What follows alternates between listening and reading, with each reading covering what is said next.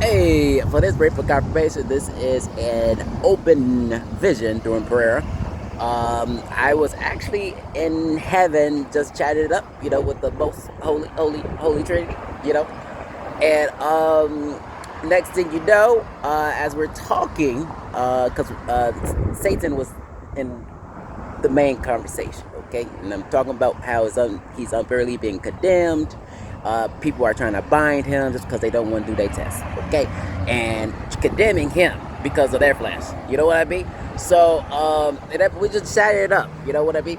And then next thing you know, our holy Abba gives me a spherical globe of perlite. Okay? Now, and then next thing you know, I randomly teleported to the Dark Kingdom. Right to Satan.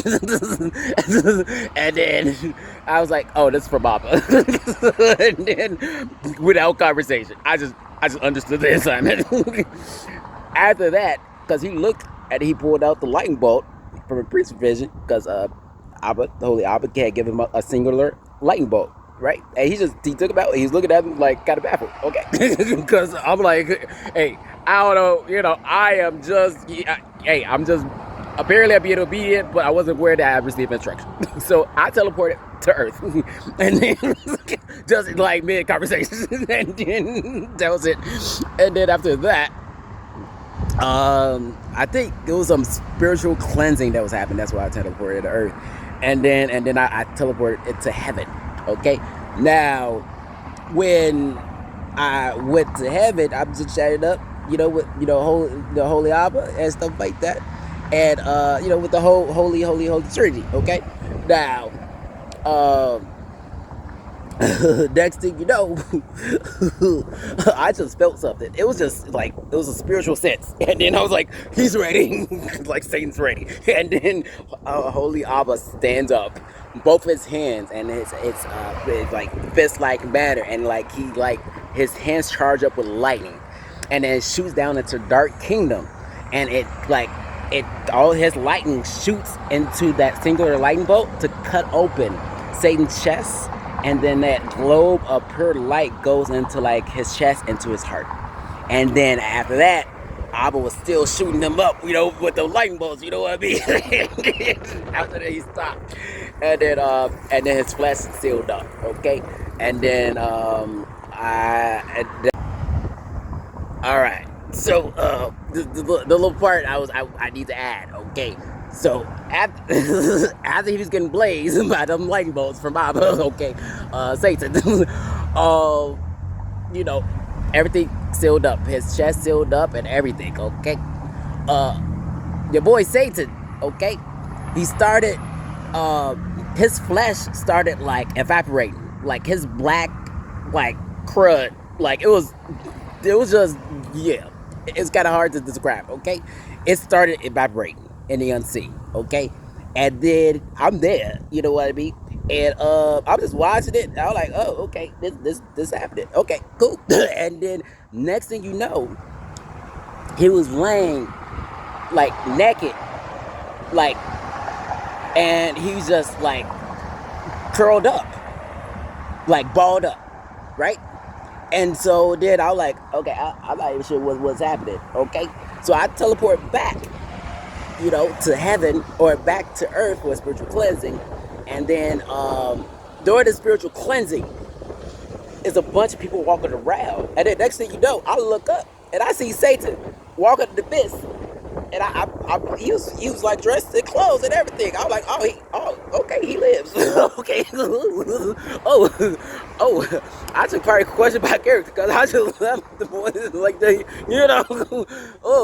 but I, for whatever reason, I knew he was okay. You know what I mean? It was a lot all at once, right? So that happened, and then there was a whole spiritual cleansing thereafter, and like Satan kept walking in the midst of the people, but then he was smiling. Okay, he was smiling, and that was the first time I see Satan smile. You know what I mean? And so this is prophecy. This is prophecy, okay? So you better look like this, okay? Now, because what? This is a covenant love. What sin covers all?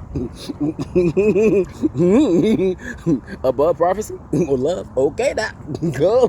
Okay, I'm not gonna go into it, but and then we're gonna continue with the rest of the gist, you know. But I needed to add that little part. Yeah, that was it. Okay.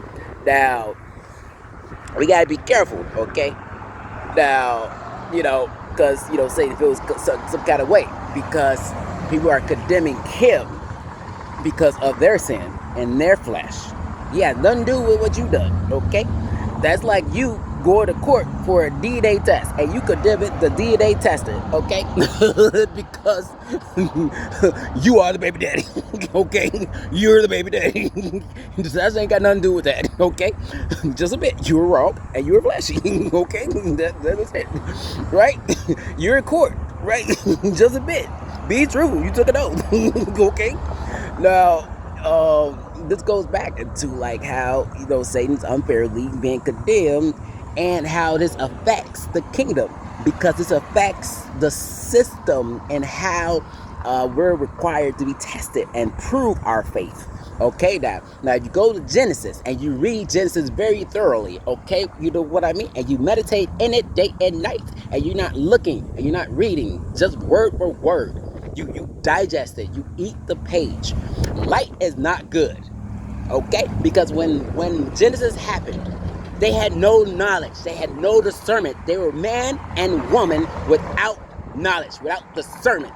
How can they be good without discernment, without knowledge? They're fleshy, and that's what led them to be exiled. So now you have this whole complete storyline in terms of the importance of being tested and being obedient unto our holy God and all of his ways, because he's trying to free us from the flesh. But you're condemning the tester from giving the test and binding him in the dark kingdom, so he feels some sort of way, right? He feels all the spiritual attacks too. You know what I mean? That ain't right.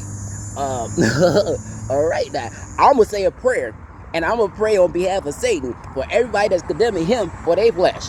Now, I bet you'll stand up then. Okay, now, trust me. Okay, now, don't condemn the tester because he works for Abba. That's what I'm saying. All right. Pray for confirmation of this. I'm sorry, I was glad. The Holy Spirit took over. All right, pray for confirmation.